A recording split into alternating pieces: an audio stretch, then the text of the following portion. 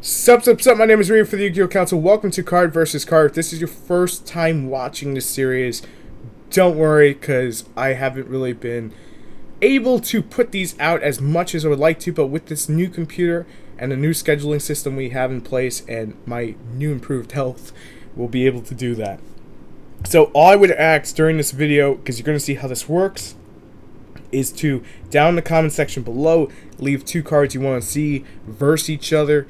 And at the same time, if you have multiples, if there's anime, whatever it is, in the comments below. Now, if I didn't use your submissions from the last one from April, don't worry, I still have them written down. It's just because this video would be way too long to do it.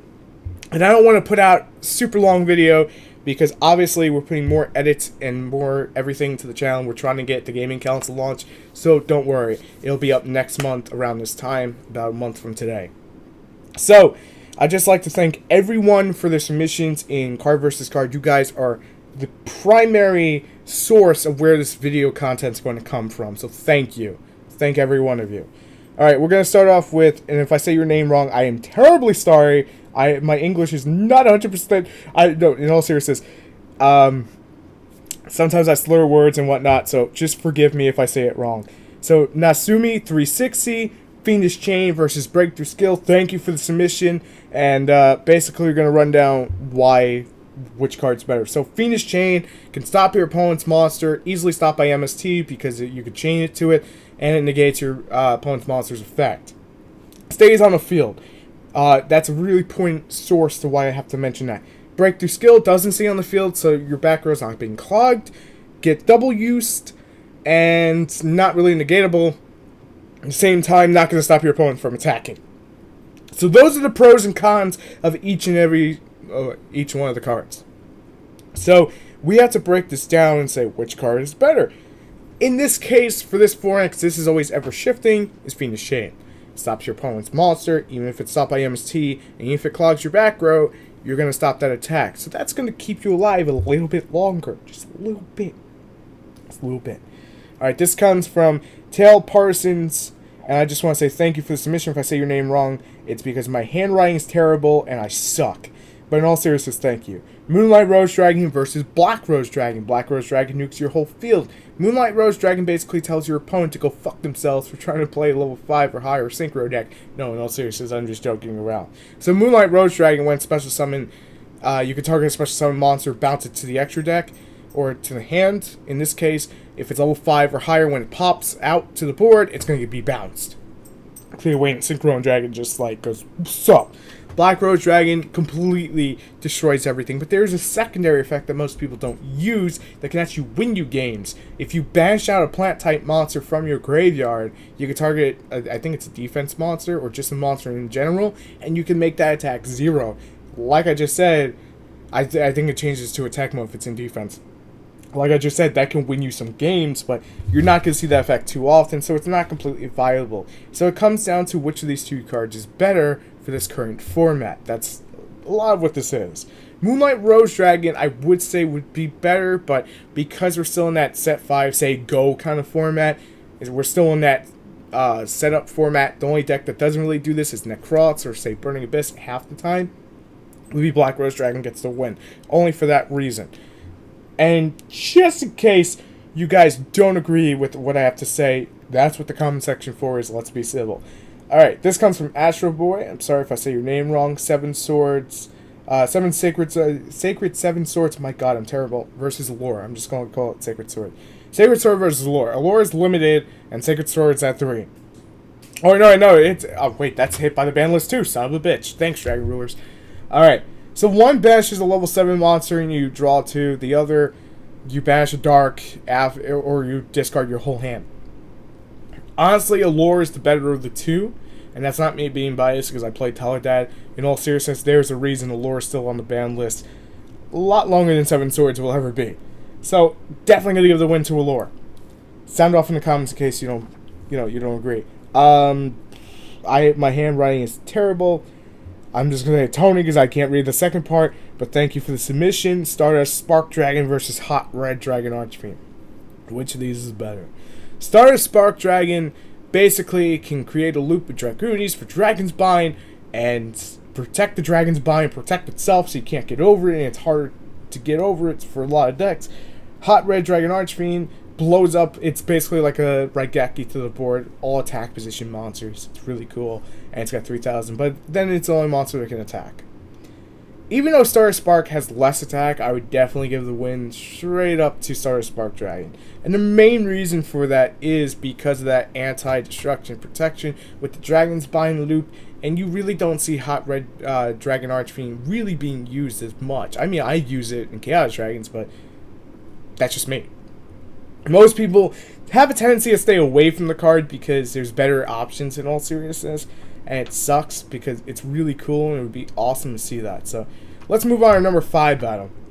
Because we're going to do, I think, 11 on this card versus card. That's pretty much what we're going to try to keep it. Hector Jr. 96, thank you for the submission. Reinforcements to the army versus Tenki. Again, this comes down to a format situation, but we're going to break it down anyway. 1 gets you a Beast Warrior and gives them 100 extra attack. And 1 just gives you a Warrior. But in all seriousness, let's see what's being played more. I think Reinforcements of the Army can safely be said that it's being played a hell of a lot more.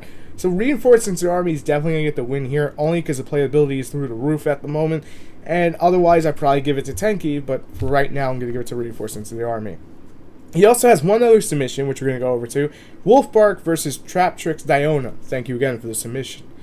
Traptrix Diona will net you a Traptrix from the graveyard, and then you can make plays. Wolfbark grabs a Beast Warrior from the grave. I think it's a Fire Beast Warrior, but Beast Warrior nonetheless from the graveyard, and allows you to make a play with it. So both of these are kind of like a Norden. But Norden would win that fight, but that's not the fight we're talking about. So Wolfbark allows you to grab anything, and then pretty much go into I forgot his name, the Tiger King, and Diona allows you to go to pretty much anything else. I mean, with Wolfbark, you can go to anything as well, but yeah, you can go into everything. So it comes down to which of these is more playable than the other, and I honestly would say Wolfbark. I don't know about you guys, but I would definitely say Wolfbark because I feel Wolfbark is just the better of the 2 cards because it has more targets. I think that's fair enough to say. We are moving on to number 7. I was about to say my number 7 song because I was just filming the countdown. Sorry. I cannot read my own handwriting, so I will probably put your name on screen, but Blair, thank you for the submission. My handwriting is atrocious, man. Atrocious. Necrotic Trish versus the Synchro Trish, and again, if I'm saying that wrong, just disregard it. It's kind of one of those things that eventually I'll get there. So, both of these have pretty much the same effect, to a degree. One's a ritual that can be searched out. One's a synchro that can be brought out. Not many decks can actually bring out the synchro variant of it, and only one deck can bring out the ritual version of it. I think it's fair to say only one deck. I've only seen it once in that one deck. I haven't seen it anywhere else, because it's got Necrotic in the name. In all seriousness, when it comes down to it, these are pretty much the same cards, except one's a ritual, one's a synchro. And that's not to say with the ritual you couldn't play it anywhere else. It's just that 90% of the time where you see it, Necrotic. So I'm going to give the win to the synchro variant because the synchro variant's more generic, and in this case, generic wins over just the, arcs type kind of thing. So definitely something I'm going to look at. And technically we have, I think, 12 on this list, but that's okay. So this comes from Cheese Kid. Thank you again for the submission. Honest versus Collude. Just like everything else on this list, or this discussion video today, is pretty much just comes down to format. Collude is great for Blackwing. Can be used in a damage step. I believe it goes right after Honest. And then Honest actually goes before, and Honest can create like 30 loops. Because it's a dirty, dirty card. So let's break it down this way. Pretty much almost the same thing, except Honest just gives the complete attack to your monster. Collude only gives it to a Blackwing. Honest is generic for any light deck, and Collude can only be primarily used in Blackwing, because I haven't been able to see it anywhere else. So I think it's fair enough to say Honest would get the win here only because of generic usage. Alright, so this next one comes from, well, these last two actually come from Mr. Jr. Rune Eyes Dragon versus Beast Eyes Pendulum Dragon. Wait, that's Rune Eyes Pendulum Dragon versus Beast Eyes Pendulum Dragon, because I screw up everything. So anyway, thank you for the submission, and then we'll go into the last one. So Odd Eyes Pendulum Dragon plus 1 spellcaster type monster will get you the Rune Eyes, and 1 beast with 1 Odd Eye, 1 Dark Dragon will actually get you the other one, the Beast Eyes. So we're gonna go over the Rune Eyes. I'm not completely familiar with these guys. I'll be completely honest. I'm going to play with them like once or twice. I'm a little more familiar with Beast. So if this card is Fusion Summon, this is the Rune Eyes. Just for those of you like me who may not completely remember it.